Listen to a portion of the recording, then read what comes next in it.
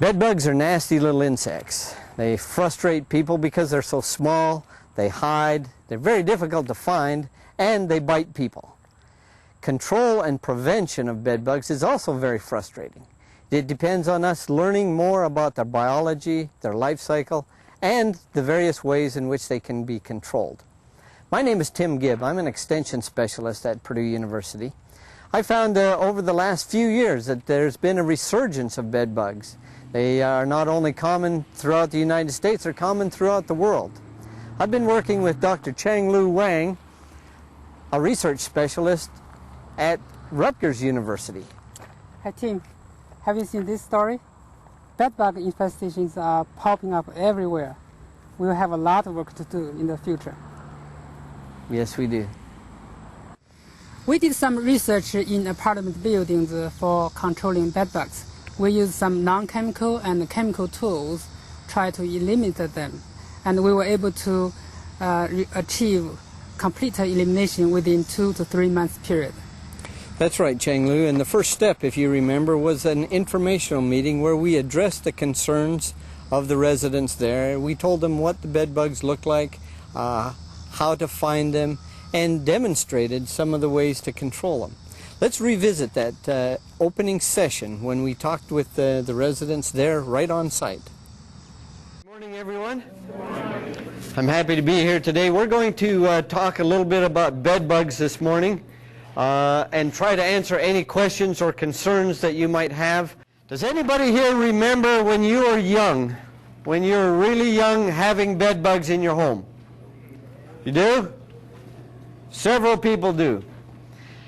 This is what we're finding throughout the country when we talk with people. Some of the people that have been around a while, mostly the elderly people, remember bed bugs. I talked with my mother, for example, and she remembers having bed bugs in her home when she was a youngster. Now, after about the Second World War, a lot of those bed bugs were taken out. We had some chemicals at that time that were really good. DDT, you probably remember DDT. DDT was a chemical that we used inside homes, and it took bed bugs right out. So for many years, we didn't have bed bug problems very much in the United States and in other countries as well. But the last few years, we've had what we call a resurgence of bed bug problems. And throughout the United States, in apartment buildings, in hospitals, in nursing homes, we've had bed bugs being reported. And a lot of people ask, why are they coming back? Why are we seeing bed bugs now? Well, the answer probably is a result of two things. We have a lot more international travel now than we used to, and people can go to third world countries and back to the United States within a day or two. And sometimes if they bring infested materials back, those bed bugs are still alive in the materials, in the luggage, and they can be transferred from one place to another very quickly.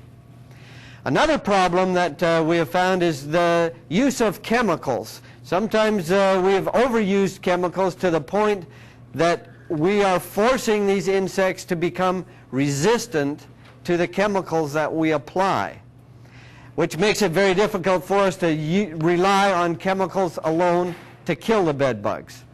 So what we have found is that control of bed bugs requires a multidisciplinary approach. We have to use different ways, all in combination, to control the bed bugs. Certainly we still use chemicals, but chemicals alone will not kill our bed bugs. We've got to use other things, and we're going to demonstrate a couple of other methods of control that together with chemicals we can assure you that we can get control of these bed bugs. What do bed bugs look like? Has everybody seen a bed bug? Here's a picture of one right on the front cover. They're about 1/4 of an inch in length. Now this is the adult stage. If you remember back in high school biology, learning about insects, they develop from eggs, very, very tiny eggs, and they go through several what we call molts. The insect, when it grows, it starts off a very small, a little nymph, but it grows, and it goes through 5 molts before it becomes an adult. So the little nymphs look just like the adults, but they're very small. The adults and the nymphs and the eggs are all located in the same places. In other words, in cracks and crevices, in mattress folds, in seams. The bed bug is very flat from top to bottom, and so they like to squeeze into little cracks and crevices. That's where they hide. That's where they feel most secure. Will bed bugs hurt me? This is probably the most asked question about bed bugs. Will they hurt me? The answer to that really is they do not transmit diseases. Now, a lot of people will think, if a bed bug's biting me, will it transmit a disease? Can I get sick because of that? The answer is no. Bed bugs do not. We've never found them to transmit diseases. Now, if you compare bed bugs to mosquitoes, everybody's been bitten by a mosquito. If you were to compare bed bugs to mosquitoes, bed bugs are not nearly as big a pest as are mosquitoes, because mosquitoes can transmit diseases. Okay? Bed bugs will bite, and they do bite and they do draw out blood, but they do not transmit diseases. What they do when they bite, they can cause a little welt to appear, and some of you have felt this. I have. They've bitten me before. But we have a picture of a wrist where bed bugs have bitten, and you can see a raised welt, kind of a reddish colored welt, and it itches. It itches probably 2 or 3 days after the bed bug bites. It will itch, but really that's all the problem that the bed bugs cause, causing this irritation on the skin. Now, a lot of people say, well, that's not the only problem they cause. They make me sick just thinking about them. And that is true. You think about these bed bugs in your bed with you at night when you're trying to sleep. Yeah, that can cause emotional concern. When do you find them? You find them active at nighttime. These are what we call nocturnal insects, meaning that they're active during the nighttime. Why are they active at night? Because that's when they can find a host, a person that is laying there asleep, is not going to be swatting at them, and they're going to sneak in, bite. For the most part, you can't even feel them biting you. You feel afterwards, you feel the itch in the welt, but while they're biting, most people can't even feel that. And that's why the bed bugs do this at night. They want to have their host or the person that they're biting asleep or laying in the bed. One of the ways that we get bed bugs, they don't just materialize out of nowhere. We do know that they can be transported by people coming from international travel.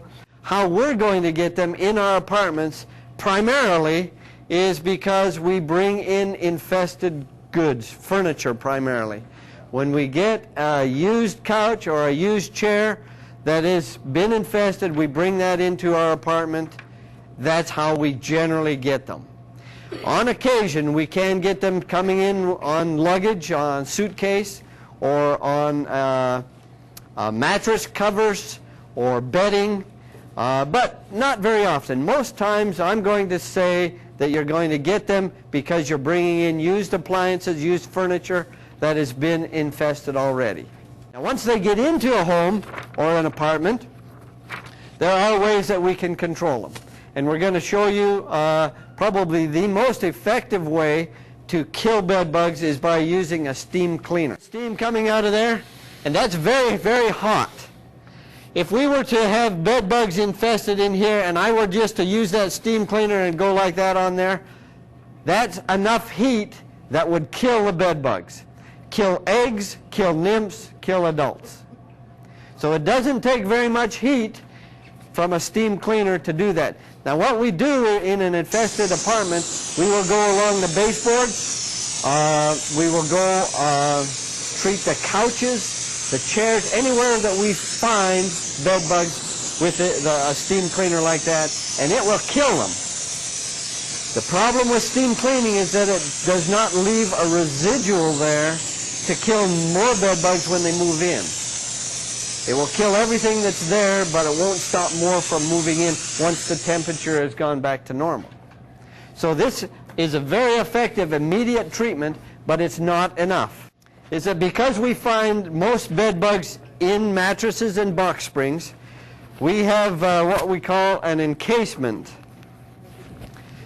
An encasement is nothing more than just a great big pillow slip that goes over the mattress and the box spring. You see how that opens up, and it slips right over top of the mattress. It has a special zipper that when it closes, bed bugs cannot get out. They're fully encased in here, and once they're in here, no bed bugs can get in, no bed bugs can get out. So even if there's live ones in your mattress, we put this on your mattress, the bed bugs will eventually die inside because they can't get out. They'll starve to death. In addition to that, there are some chemicals.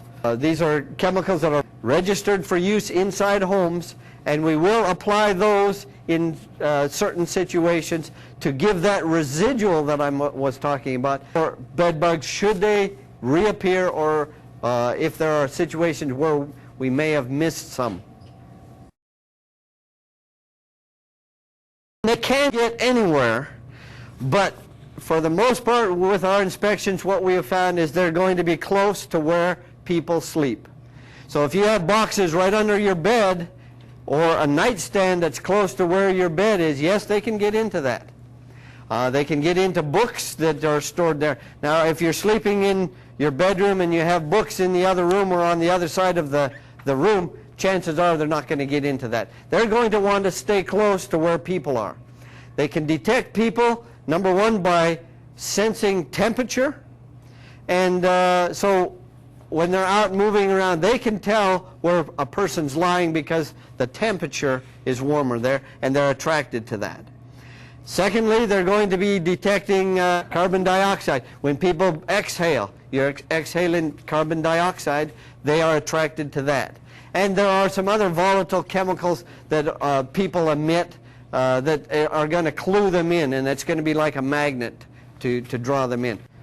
But let me just comment, if you were to bring in furniture that comes from someone else's home, or you pick it up somewhere else, the first thing that you need to do is recognize that it is risky to do that.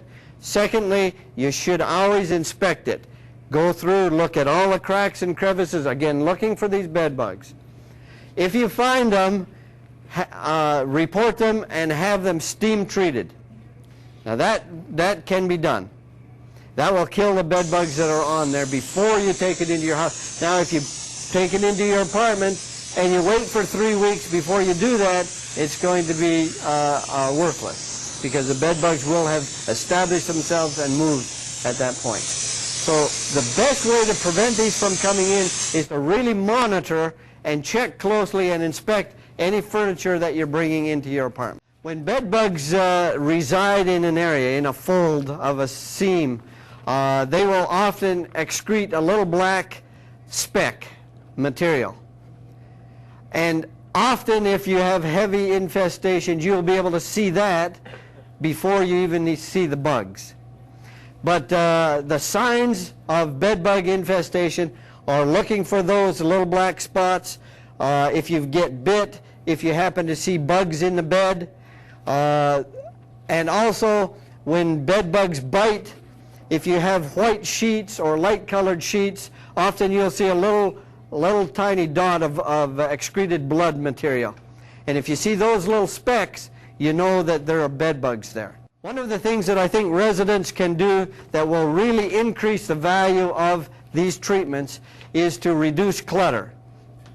Bed bugs are not necessarily going to go to unsanitary conditions, because we find them in very expensive hotels, we find them in very expensive homes. So it's not unsanitary conditions that they like, but they do like areas that are cluttered, because clutter will allow them so many more places to hide.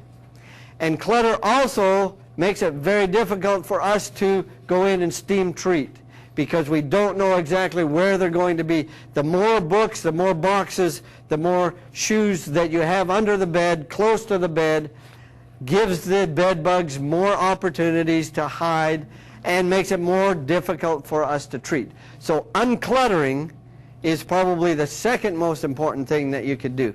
Monitoring, furniture moving in, inspecting, and decluttering the apartment. 3 very important things that you can do. Please. Bed bug is painful. But I got bit now. Yeah. And I heard you earlier, you said they're not Yeah. painful. They do not hurt. I should. They do hurt. They hurt bad. Yeah. I should say different for different people. Now, most people, when they're bitten at nighttime by bed bugs, they don't even wake up.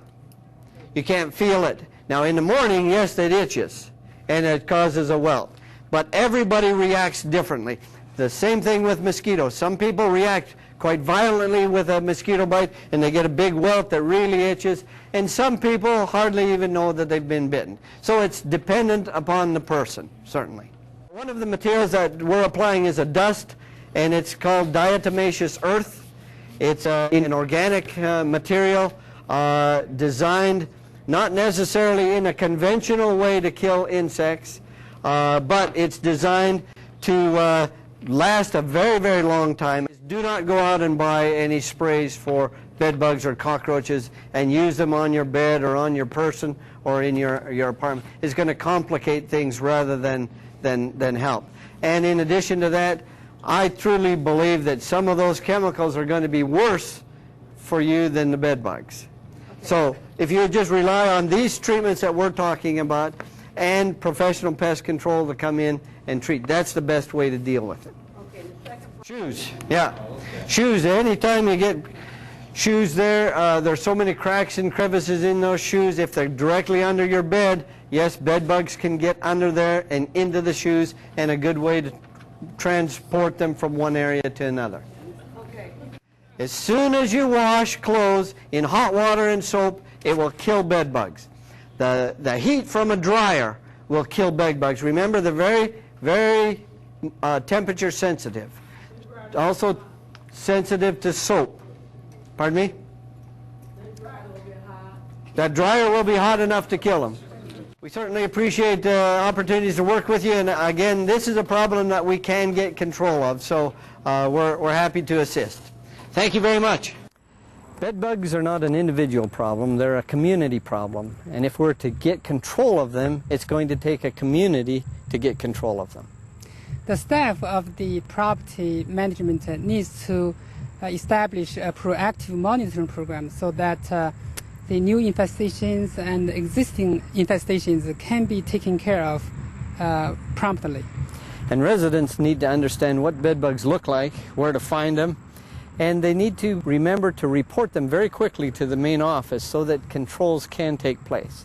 Residents also should be aware that laundering bedding is very, very important. Decluttering their rooms and their apartments is also critical if we're to get control of bed bugs. To achieve a successful control, the pest control contractor also needs to do a very thorough inspection and treatment using non-chemical and chemical methods, and also needs to revisit each infested apartments every 2 to 3 weeks to confirm that all the bed bugs are eliminated.